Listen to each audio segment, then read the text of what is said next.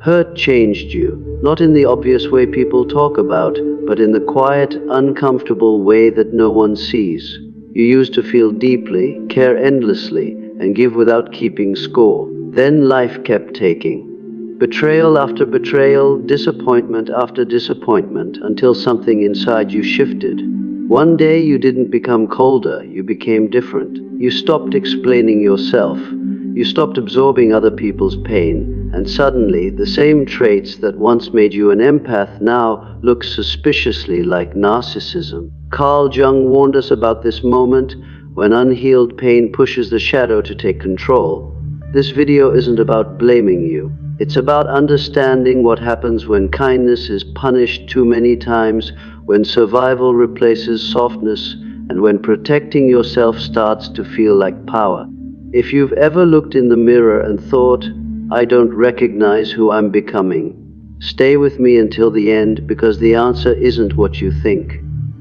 And before you go any further, tap subscribe if you're ready for honest psychology that doesn't sugarcoat reality, and drop a comment saying, "I changed," if this already feels uncomfortably familiar. The empath's silent endurance begins long before anyone notices a change, and most of the time, even the empath doesn't recognize it while it's happening. Empaths are wired to feel deeply, to listen closely, and to understand others even when it costs them something. They believe, often unconsciously, that patience, compassion, and emotional presence can fix what is broken in people. When someone hurts them, they don't immediately react with anger or distance. Instead, they search for meaning. They ask what the other person is going through, what pain caused the behavior, and how they themselves might respond with more care. This way of being feels natural to them. It feels right. But what slowly forms beneath this generosity is a pattern of emotional absorption. Empaths don't just hear pain, they carry it. They don't just witness suffering, they internalize it. Each disappointment, each betrayal, each moment of being taken for granted gets stored quietly inside, without protest, without boundaries, without release. At first, this endurance looks like strength. Others admire the empath's calmness, their forgiveness, their ability to rise above. But endurance without reciprocity turns into self-neglect. The empath keeps showing up emotionally, even when the effort is not returned. They keep offering understanding, even when they are misunderstood. They keep giving grace, even when it is exploited.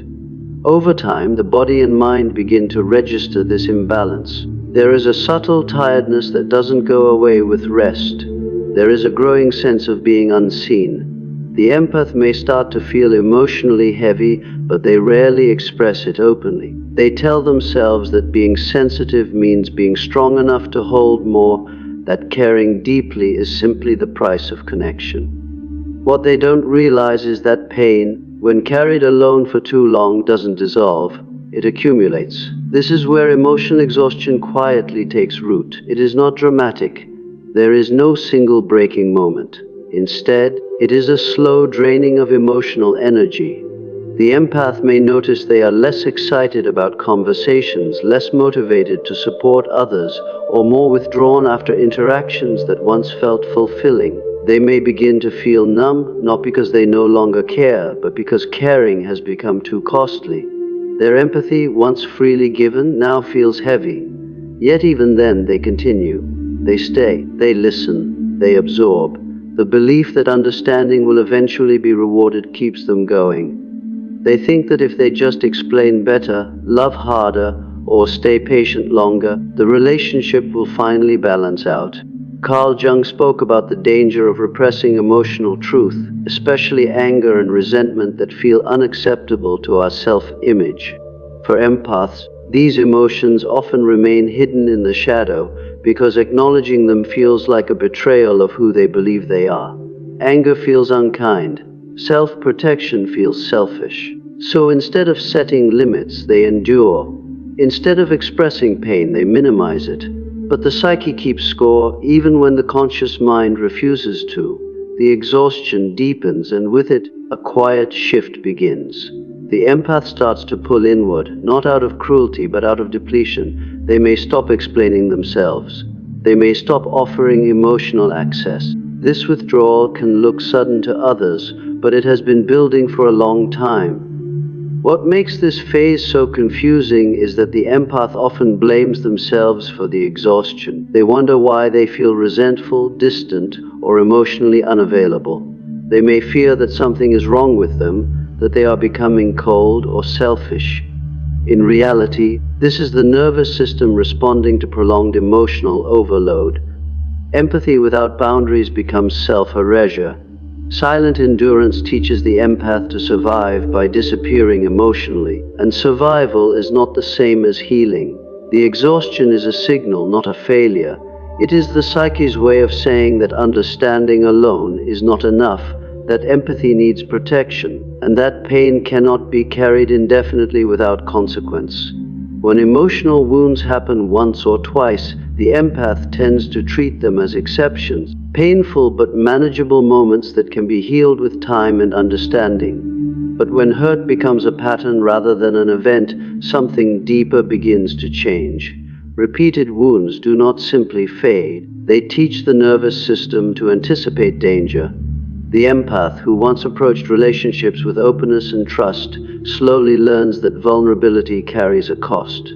Each betrayal, dismissal, or emotional abandonment adds another layer of caution. At first, this caution feels temporary, like a bruise that needs protection. But over time, it hardens into emotional armor. Sensitivity, which was once a strength, begins to feel like a liability. The empath starts to filter what they share, how much they feel, and who they allow close, not out of bitterness, but out of learned necessity. This emotional armor is not built consciously. It forms quietly through experience. The empath notices that being open leads to disappointment, that expressing needs leads to being ignored, and that trusting too quickly leads to being hurt. So the psyche adapts. Emotional walls rise where openness once lived. These walls are not meant to shut everyone out, they are meant to keep pain out. The empath becomes more guarded, more observant, more controlled. They may still care deeply, but they no longer lead with their heart. Instead, they lead with awareness. This shift can feel unsettling, especially for someone who built their identity around being emotionally available. Yet the armor feels safer than exposure.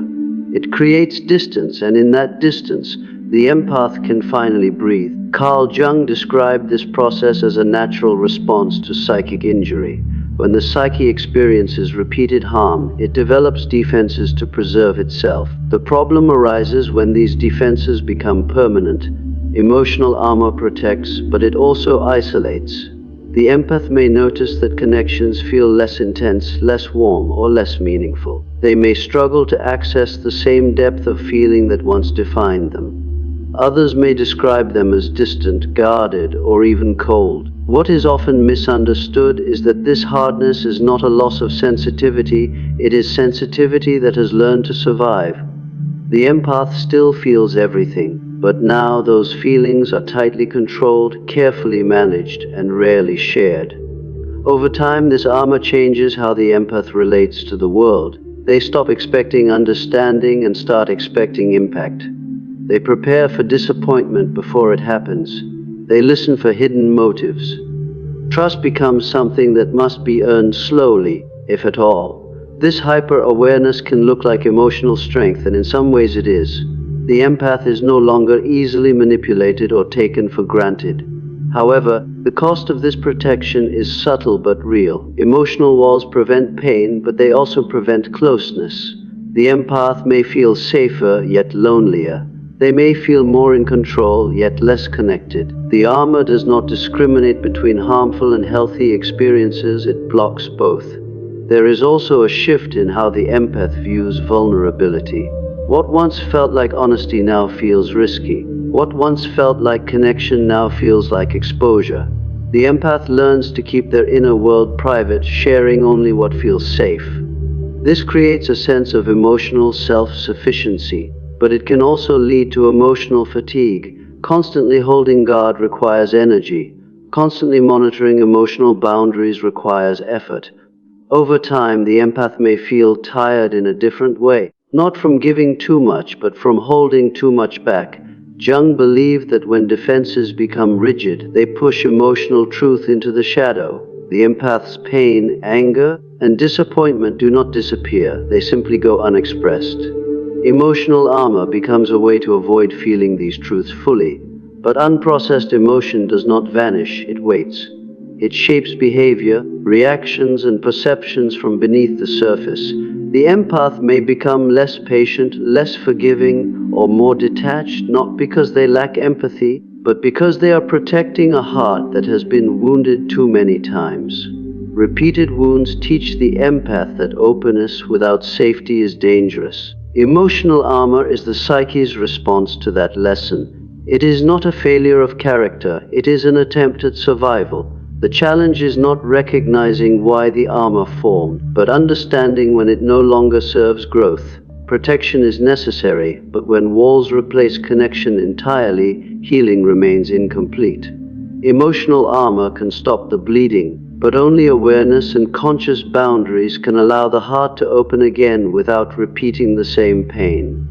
Carl Jung believed that every person carries a shadow, the hidden part of the psyche where uncomfortable emotions, denied traits, and unexpressed pain are stored.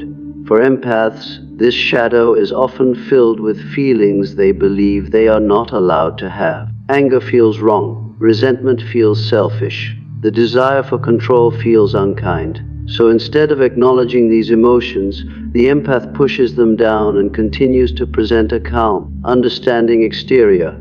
Over time, however, suppressed pain does not disappear. It gathers strength. Jung warned that what we refuse to face within ourselves eventually begins to act on our behalf, and when that happens, the shadow takes the lead. When emotional wounds remain unprocessed, the shadow becomes a container for years of disappointment, humiliation, and unmet needs. The empath may tell themselves they have forgiven, but their body and unconscious mind remember every instance of being used, ignored, or emotionally abandoned. This stored pain begins to shape behavior in subtle ways. The empath may become more defensive, more self-focused, or more controlling in relationships. They may feel an urge to assert dominance where they once offered understanding. To the outside world, this shift can resemble narcissism. But at its core, it is not about superiority. It is about compensation. The psyche is trying to restore balance after prolonged self-neglect. Jung explained that the shadow often expresses itself in exaggerated or distorted forms, especially when it has been ignored for too long. For the empath, this can look like emotional detachment, a heightened need for validation, or a refusal to tolerate vulnerability. These behaviors are not consciously chosen. They emerge as protective responses. The empath's unconscious mind learns that being open leads to pain, so it swings to the opposite extreme. Where there was once self-sacrifice, there is now self-prioritization. Where there was once humility, there may now be defensiveness or entitlement. This shift can feel confusing and even frightening to the empath, who no longer recognizes their own reactions. What makes this process dangerous is the lack of awareness. When the shadow operates unconsciously, the person believes they are simply being strong, realistic, or finally standing up for themselves. In some cases they are, but without reflection, the shadow can begin to dominate the personality. The empath may start using emotional distance as power. They may dismiss others' feelings the same way their own were dismissed. They may seek control, admiration, or emotional leverage, not because they desire to harm, but because these behaviors make them feel safe. Jung emphasized that the shadow is not evil by nature. It becomes destructive only when it is denied and left unexamined. Narcissistic behavior in this context is not a transformation into a narcissist, but a coping style born from unresolved pain. The empath's identity fractures under the weight of repeated hurt, and the shadow steps in to protect what feels fragile. This protection often comes at the cost of genuine connection. The empath may feel powerful on the surface, but disconnected underneath. Relationships become transactional. Emotional closeness feels threatening, the need to be seen and valued becomes urgent, because for so long the empath felt invisible. Jung believed that healing begins with integration, not suppression. The goal is not to eliminate the shadow, but to understand it. When the empath acknowledges their anger, their need for boundaries, and their desire for self-respect, the shadow loses its grip. These traits no longer need to emerge in distorted forms. Awareness allows choice. Instead of reacting from wounded pride or emotional numbness, the empath can respond with clarity and balance. They can protect themselves without becoming emotionally unavailable. They can value themselves without devaluing others. When Jung's shadow takes the lead, it is a sign that something essential has been ignored for too long. It is a call for self-honesty, not self-judgment. The empath does not become narcissistic because they are broken or cruel. They shift because pain demanded acknowledgement and never received it. When the shadow is brought into conscious awareness, it stops acting in destructive ways and starts serving a healthier purpose. The empath can reclaim their sensitivity without sacrificing themselves, and strength no longer needs to be built on emotional distance or control. When an empath has been hurt too many times, there comes a moment when their attention naturally turns inward. This shift is not dramatic, and it is not intentional in the way people often assume. It happens quietly as the psyche begins to recognize that constant emotional openness has led to repeated injury. The empath starts to prioritize survival, not out of selfishness, but out of necessity.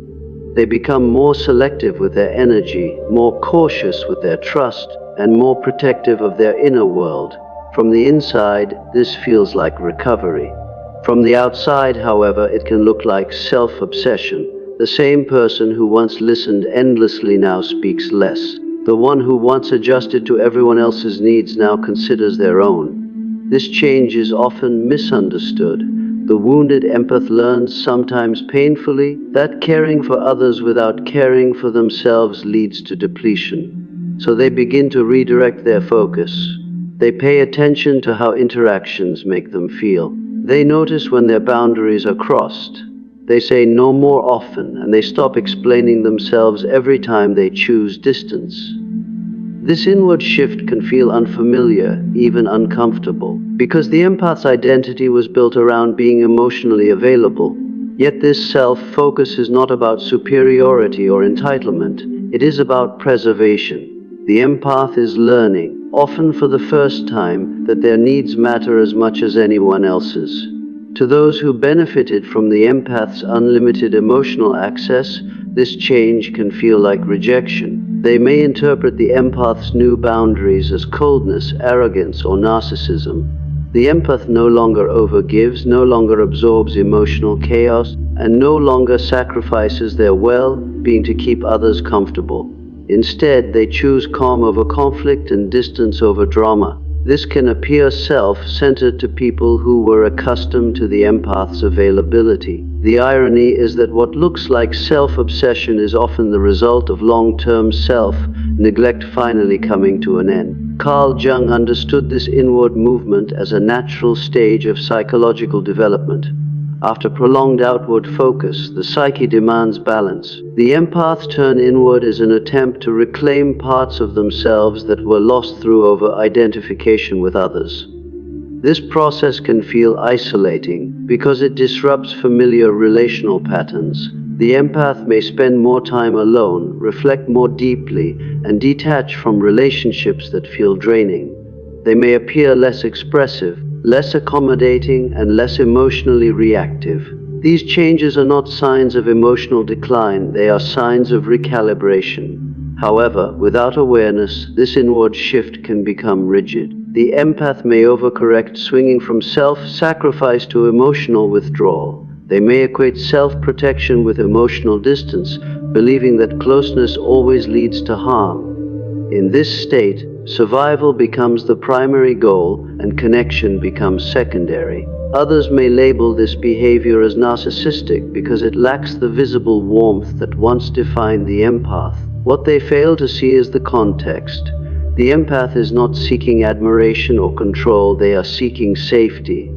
They are learning to exist without constantly bracing for emotional impact. The challenge lies in distinguishing healthy self-focus from defensive isolation. Self-protection is meant to create space for healing, not walls that prevent growth. When the empath remains inwardly focused for too long, they may struggle to re-engage emotionally, even when it is safe to do so. This can reinforce the belief that distance equals strength. Jung warned that any psychological stance, when taken to an extreme, can distort personality. Recovery requires balance, not replacement. The empath must learn how to protect themselves without losing their capacity for connection. Self-protection mistaken for self-obsession is a misunderstanding rooted in surface-level observation. True narcissism seeks validation and dominance. The wounded empath seeks peace and stability. They are not inflating their sense of self, they are stabilizing it. They are learning to stand without leaning on emotional overextension.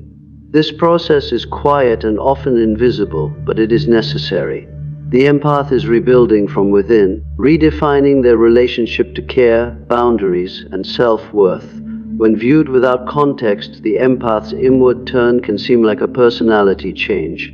In truth, it is a correction. It is the psyche's attempt to restore equilibrium after years of imbalance. The empath is not abandoning empathy, they are learning to include themselves in it. And while this shift may look uncomfortable to others, it is often the first real step towards sustainable emotional health. After enduring repeated emotional harm, something shifts inside the empath that few outsiders notice until it becomes undeniable. Vulnerability, which once felt like a natural expression of connection, starts to feel dangerous. Every time the empath trusted, opened their heart, or showed their true feelings, they risked being dismissed, manipulated, or abandoned. Over time, the nervous system begins to associate openness with pain. The empath realizes, often unconsciously, that being emotionally available comes with a cost that may no longer be sustainable.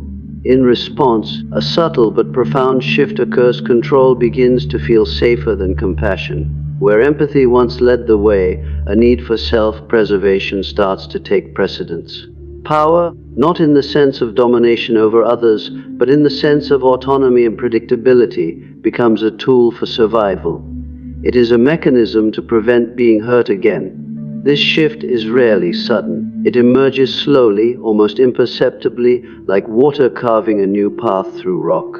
The empath who once gave freely now weighs every interaction, every disclosure, every emotional investment. They notice patterns more keenly, anticipate reactions, and limit exposure to situations that once would have felt safe.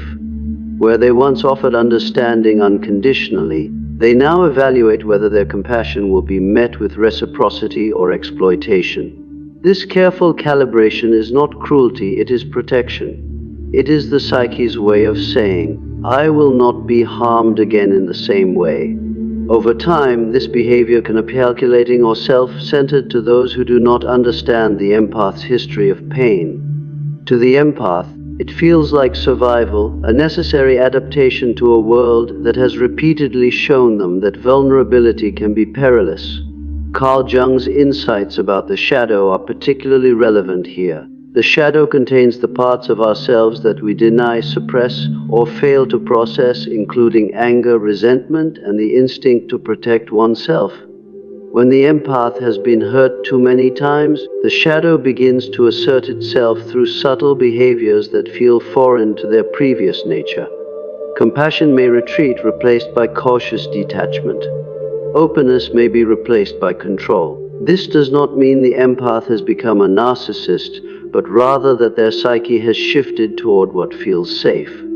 Power, in this sense, becomes a form of emotional armor. By controlling what they give and whom they allow in, the empath minimizes exposure to pain while maximizing the possibility of maintaining stability. Interestingly, this drive for control can manifest in multiple ways. It may appear as setting rigid boundaries, prioritizing personal needs over others' expectations, or refusing to tolerate behaviors that once seemed forgivable.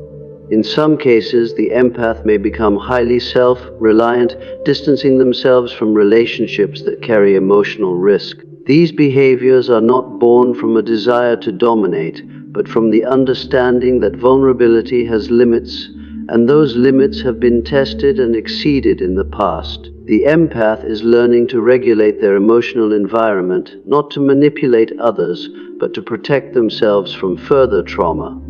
At the same time, this shift brings both strength and challenge. On the positive side, the empath develops resilience. They become less likely to be exploited, less likely to give away energy to those who do not value it, and more capable of sustaining their own well-being. Yet there is a cost. Power, even when used as self-protection, can create distance from others. The empath may struggle to maintain the same depth of connection they once experienced. Emotional closeness, which was once effortless, now requires careful negotiation. They may feel misunderstood, even accused of coldness or selfishness because the outer behavior no longer reflects the inner compassion that defined them before. The key lies in awareness and balance. The empath's turn toward control is a natural response to harm, but it must eventually be integrated with self-awareness to avoid rigidity. Jung emphasized the importance of recognizing the shadow without allowing it to dominate consciousness. The empath must acknowledge the protective instincts that arise from past hurt while also learning to distinguish between situations that truly require caution and those where openness can be restored safely. In doing so, they can reclaim their compassion without sacrificing the self-protection that keeps them grounded. Ultimately, the shift from vulnerability to power is not a betrayal of empathy. It is the psyche's way of reclaiming safety after repeated violations. The empath learns that control is a tool, not a weapon. It is a method of navigating a world that has proven painful, ensuring that their heart remains intact. Power feels safer than vulnerability, not because the empath has hardened completely, but because the heart has learned the lessons of survival. And survival, in this case, requires boundaries, discernment, and the courage to protect oneself without losing the capacity to feel. Healing for an empath who has been hurt repeatedly does not happen automatically, and it rarely comes from avoiding pain or pretending it never existed. True healing begins when the empath finally faces their shadow consciously, the hidden parts of themselves that contain anger, resentment, fear, and unprocessed trauma. For years, the shadow may have dictated behaviors in subtle or even obvious ways, from emotional withdrawal to controlling tendencies, and at times these behaviors may have looked like narcissism to outsiders. The problem is not that the empath has become cruel or selfish, but that their pain has been ignored, suppressed, or denied. Jung taught that what is repressed in the unconscious does not disappear, it grows, waiting for recognition. Facing the shadow is the first step toward transforming it, turning what once was reactive and defensive into conscious strength and self-understanding. This process of integration requires honesty, courage, and patience. The empath must examine the patterns that have governed their relationships and their inner life, acknowledging how repeated hurt shaped their responses. They must recognize the moments when compassion turned into over-giving, when vulnerability became exposure, and when self-protection turned into emotional armor. Facing these truths can be uncomfortable, even frightening, because it challenges the image of themselves they may have held for years, the image of someone endlessly kind, endlessly understanding, and endlessly patient. But acknowledging these elements does not diminish their value or goodness. It merely allows them to reclaim control over their choices rather than allowing past pain to dictate their behavior unconsciously. Integration also involves distinguishing between survival strategies and true growth. The empath may notice that certain behaviors, such as withdrawal or excessive self-focus, were protective mechanisms at one time designed to prevent further emotional injury. Recognizing this allows them to honor the function those behaviors served without letting them dominate their current life. For example, setting boundaries is a healthy practice that stems from self-respect, but isolating completely out of fear prevents connection and keeps the shadow in charge. Transformation comes when the empath uses these strategies consciously rather than as reactions to unprocessed hurt. In this way, self-protection becomes a tool for empowerment rather than a mask for unresolved pain. Jung emphasized that the shadow contains potential for both destruction and growth. The same energy that once manifested as defensiveness, withdrawal, or even controlling behavior can be redirected into creativity, resilience, empathy, and self-awareness. The empath learns to recognize triggers, situations, words, or behaviors that awaken old wounds and respond deliberately rather than react instinctively. They can acknowledge anger without lashing out, claim boundaries without withdrawing entirely, and prioritize their needs without abandoning compassion. In essence, they transform the shadow from a source of unconscious dominance into a conscious guide that strengthens rather than harms. This process is neither linear nor quick. Healing may require revisiting old traumas, examining past relationships, and sitting with uncomfortable emotions. There may be setbacks when the empath reverts to old patterns under stress, but integration is about persistent awareness, not perfection. Over time, however, the empath begins to notice a profound change. Pain no longer dictates their identity, and their actions come from a place of deliberate choice rather than reflexive protection. Emotional resilience grows alongside renewed openness, allowing them to connect deeply without losing themselves. Transformation also involves rebalancing compassion and self-respect. The empath can now give freely without fear of depletion because their generosity is tempered by discernment. They can trust without abandoning caution, and they can engage without surrendering themselves. Pain, once a source of reactive defensiveness, becomes a teacher. Each past hurt carries lessons about boundaries, self-worth, and emotional intelligence. By consciously integrating the shadow, the empath transforms these lessons into tools for personal growth, turning vulnerability into strength rather than letting it evolve into dominance or control.